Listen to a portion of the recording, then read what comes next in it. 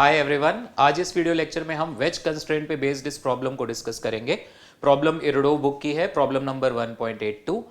Problem का purpose मेरा animation की हेल्प से आपको ये समझाना है, क्योंकि जब आप ये मोशन होता हुआ देखोगे ना तो थोड़ा आपको, जब वो वेज मूवेबल होता है, वेज पर ब्लॉक भी स्लाइड कर रहा होता है, थोड़ा आपको इससे थोड़ा क्या आपको अच्छी तरह से समझ में आएगा कि ब्लॉक एग्जैक्टली किस डायरेक्शन में जा रहा है। ठीक है, जैसे इस एनिमेशन को देखते हैं, ये स्ट्रिंग अटैच्ड है और ये स्ट्रिंग यहां पर फिक्स्ड है। वेज का मास है कैपिटल एम और ब्लॉक का मास है स्मॉल एम। तो if I start this motion, ये देखो वेज तो इधर जा रहा है, ब्लॉक देखो किधर जा रहा है। अच्छा, इस एनिमेशन में मतलब यू मे सी कि भाई आपको लग रहा है ये ब्लॉक इधर जा रहा है, हो भी सकता है। ठीक है, इट इज पॉसिबल। एक्चुअली क्या होगा, ब्लॉक दो मोशंस के सुपरपोजिशन पे जाएगा। वो वेज के रिस्पेक्ट में नीचे भी स्लाइड करेगा और वेज के साथ पीछे भी स्लाइड करेगा। तो रिजल्टेंट मोशन उन दोनों मोशंस से मिलेगा, ये नीचे भी स्लाइड करेगा पीछे भी। तो रिजल्टेंट मोशन इधर भी हो सकता है, किसी भी डायरेक्शन में हो सकता है, उन दोनों का रिजल्टेंट डिसाइड करेगा। हमें इस क्वेश्चन में ना वेज का एक्सेलरेशन ढूंढना है, तो पूरा सॉल्व करके देखते हैं। पहले आप मोशन को ध्यान से देखो, ये ग्राउंड फ्रेम से मोशन है। ठीक है, इसी मोशन को अगर हम वेज फ्रेम से देखेंगे with respect to the frame of reference of wedge, तो ये वेज के फ्रेम, वेज अब आपको स्टेशनरी दिखाई देगा और ये सरफेस पास आती हुई दिखाई देगी। ठीक है, और ये उतने ही एक्सेलरेशन से नीचे, क्योंकि इस केस में ये स्ट्रिंग जो है, ये टोटल स्ट्रिंग की लेंथ कांस्टेंट है। तो नेचुरली सी एक्चुअली में वेज जा रहा है दीवार के पास, बट अगर आप वेज के फ्रेम से देखोगे तो आपको ऐसा लगेगा जैसे दीवार आपके पास आ रही है। It is common. आप 10 मीटर पर सेकंड से वॉल की ओर जा रहे हो तो वॉल आपको 10 से अपने पास आती दिखाई देगी। तो वेज के फ्रेम से ये फिक्स्ड सरफेस हमें पास आती हुई दिखाई देगी ए से, तो ये उतने ही एक्सेलरेशन से स्लाइड होता हुआ दिखाई देगा। तो इस केस में A1 और A2 का मैग्नीट्यूड बराबर होगा। रिमेंबर, जल्दीबाजी में मैं कहूं दोनों का एक्सेलरेशन बराबर, नो, एक्सेलरेशन इज वेक्टर। इसका एक्सेलरेशन का मैग्नीट्यूड और इसके एक्सेलरेशन का मैग्नीट्यूड बराबर होगा। और एक और बात, वेज जिस एक्सेलरेशन से एक्चुअली इधर जा रहा होगा, वॉल उसी एक्सेलरेशन से आती हुई अपीयर हो रही होगी। तो आप इस एनिमेशन को एक बार फिर से देख लो, then I will start solving this problem. ये हमें ग्राउंड फ्रेम से मोशन दिखा रखा है। ठीक है, वेज को लेफ्ट साइड ले जाने वाला मेन फोर्स है रस्सी का टेंशन और ब्लॉक का नॉर्मल फोर्स। ठीक है, वेज इधर जा रहा है, ब्लॉक नीचे स्लाइड करने के साथ साथ पीछे भी हट रहा है। वेज के रिस्पेक्ट में अगर आप ब्लॉक का मोशन देखोगे तो ऑलवेज जब भी वेज मूवेबल होता है, आप वेज के रिस्पेक्ट में ब्लॉक को देखो, वो आपको स्लाइड होता हुआ ही दिखाई देगा। सो नाउ इस प्रॉब्लम को हम सॉल्व करते हैं प्रॉपर। ये रहा हमारे सामने क्वेश्चन। वेज का मास दे रखा है, ब्लॉक का मास दे रखा है, एंगल दे रखा है और हमसे वेज का एक्सेलरेशन पूछा है। तो इस केस में अगर इस वेज का एक्सेलरेशन मैं इधर मान लूं a, तो वेज अगर 1 सेंटीमीटर इधर आया तो ये रस्सी की लेंथ 1 सेंटीमीटर कम होगी, तो ये रस्सी की लेंथ 1 सेंटीमीटर बढ़ेगी। मतलब ये ब्लॉक 1 सेंटीमीटर नीचे जाएगा, साथ के साथ 1 सेंटीमीटर लेफ्ट को भी आएगा। तो ब्लॉक का जो नेट मोशन होगा वो 1 सेंटीमीटर इधर और 1 सेंटीमीटर इधर, उन दोनों का रिजल्टेंट होगा। तो अगर मैं वेज के रिस्पेक्ट में देखूं तो वेज के रिस्पेक्ट में ब्लॉक उसी एक्सेलरेशन से नीचे जाएगा जिस एक्सेलरेशन से वेज इधर आ रहा होगा। This is the acceleration of the block relative to the wedge. हमेशा ऐसा नहीं होगा, यहां पे ये ऐसा हो रहा है बिकॉज ऑफ दिस स्ट्रिंग। ये स्ट्रिंग की लेंथ फिक्स है, तो जितनी ये स्ट्रिंग यहां पर छोटी हो जाएगी उतनी ही लेंथ यहां पर इंक्रीज कर जाएगी। ठीक है, सो नाउ अब हम ब्लॉक को जरा एनालाइज करते हैं। सो अगर हम ब्लॉक पर लगने वाले फोर्सेस को देखें और ब्लॉक को एनालाइज करेंगे from the frame of reference of wedge, तो ब्लॉक पर एक तो नॉर्मल फोर्स आ रहा है, वेट के कंपोनेंट्स हम ले लेंगे, that is equal to mg sine theta, और इस तरफ कंपोनेंट आ जाएगा, this is equal to mg cos theta. ये तो आ गए ब्लॉक पर रियल फोर्सेस, एक रस्सी का फोर्स है T। आप ब्लॉक को देख रहे हो वेज के रिस्पेक्ट में, वेज किधर जा रहा है, लेफ्ट। हम इस ब्लॉक को from the frame of reference of this observer analyse कर रहे हैं। तो ये लेफ्ट जा रहा है ए से, तो स्यूडो फोर्स राइट को आएगा। तो इस पर हम एक स्यूडो फोर्स भी दिखाएंगे इधर राइट साइड को, एम ए। ये pseudo force this angle will be theta, तो ये वाला एंगल थीटा आएगा। तो स्यूडो फोर्स का sorry this angle won't be theta क्योंकि ये इंक्लाइन के पैरेलल लाइन है, तो this angle will be theta. Pseudo force का कंपोनेंट इधर आएगा ma cos थीटा और इधर कंपोनेंट आएगा ma sin थीटा।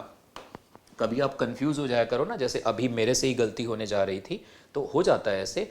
अगर आप कंफ्यूज हो रहे हो ना कभी ऐसे, तो ध्यान रखना, जैसे मेरे दिमाग में भी यही तुरंत आया, मैंने गलती से वो एंगल ले लिया। mg वर्टिकल था तो उसका कंपोनेंट इधर साइन है, स्यूडो फोर्स हॉरिजॉन्टल है तो उसका कंपोनेंट इधर कॉस आना चाहिए। ठीक है, तो इस तरह से मतलब अगर बाई चांस मिस्टेक कहीं हो रही है तो क्रॉस चेक करके आप देख सकते हो। ये आ गए फोर्सेस, स्यूडो फोर्स को हटा देते हैं। नाउ ये block relative to the wedge a acceleration से नीचे जाता दिख रहा है, मतलब इस डायरेक्शन में इसमें लगने वाले फोर्सेस बैलेंस। तो पहली इक्वेशन बनाएंगे n plus m a into sine theta that is equal to इस डायरेक्शन में mg cos थीटा। तो ये मेरी पहली इक्वेशन बन गई। यहां से मुझे नॉर्मल रिएक्शन की वैल्यू मिल जाएगी ब्लॉक और वेज के बीच। नाउ इस डायरेक्शन में ब्लॉक का एक्सेलरेशन वेज के रिस्पेक्ट में a है, सो इस डायरेक्शन में फोर्सेस हैं mg sin theta plus ma cos theta minus t, this is equal to ma। ये सेकेंड इक्वेशन बन गई हमारे पास, mg sin theta plus ma cos theta minus t is ma। ये दो इक्वेशंस आ गई ब्लॉक का एनालिसिस करके। अब वेज का फ्री बॉडी डायग्राम बनाते हैं। तो वेज का यहाँ पे कुछ फोर्सेस दिखा देता हूँ, अलग से भी बना दूंगा। यहाँ से रस्सी का टेंशन आएगा T, यहाँ से रस्सी का टेंशन आएगा T, वेट आएगा इसका, टेबल से नॉर्मल फोर्स आएगा और ब्लॉक का नॉर्मल फोर्स आएगा। ये फोर्सेस आएंगे वेज पर। तो वेज पर लगने वाले फोर्सेस को अगर हम देखें तो ये वेज आ गया, ये पुली आ गई।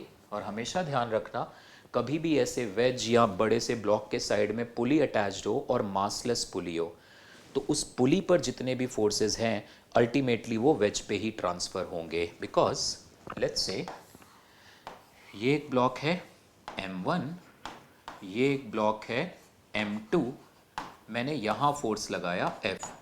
तो इस केस में जो M2 पे फोर्स ट्रांसफर होगा, मैंने M1 पे फोर्स लगाया F, M2 पे जो फोर्स ट्रांसफर होगा वो थोड़ा कम होगा क्योंकि M1 को अपने मोशन के लिए भी फोर्स चाहिए। एक एज अ लेमैन मैं ये चीज़ बता रहा हूँ, वैसे तो आप नॉर्मल फोर्स दिखा के कर सकते हो।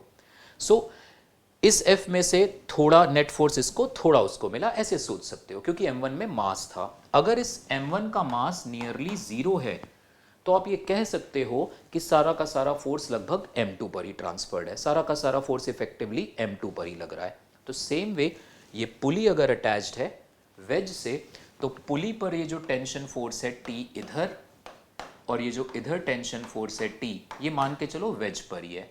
प्लस यहाँ से एक नॉर्मल फोर्स आ रहा होगा, बाय वेज ऑन ब्लॉक उधर था तो बाय ब्लॉक ऑन वेज इधर, टेबल से एक नॉर्मल फोर्स आ रहा होगा N1 और इसका वेट आ रहा होगा वेज का mg। ठीक, ये नॉर्मल फोर्स, ये टेंशन, ये इस टेंशन को रिजॉल्व करो, ये वाला एंगल थीटा आएगा। सो ये टेंशन का कंपोनेंट आएगा T cos थीटा और इसका वर्टिकल कंपोनेंट आएगा T sin थीटा। इसको रिजॉल्व कर दिया, हटा दो। नॉर्मल फोर्स को भी रिजॉल्व करो, ये हॉरिजॉन्टल डायरेक्शन में और ये वर्टिकल डायरेक्शन में, इसको रिजॉल्व करो। दिस एंगल इज थीटा, थोड़ा सा देखना इधर ध्यान से। सो ये normal, this angle is theta, तो ये वाला एंगल थीटा आएगा। तो नॉर्मल फोर्स का वर्टिकल कंपोनेंट नीचे आएगा n cos थीटा और इस तरफ ये कंपोनेंट आएगा n sin थीटा।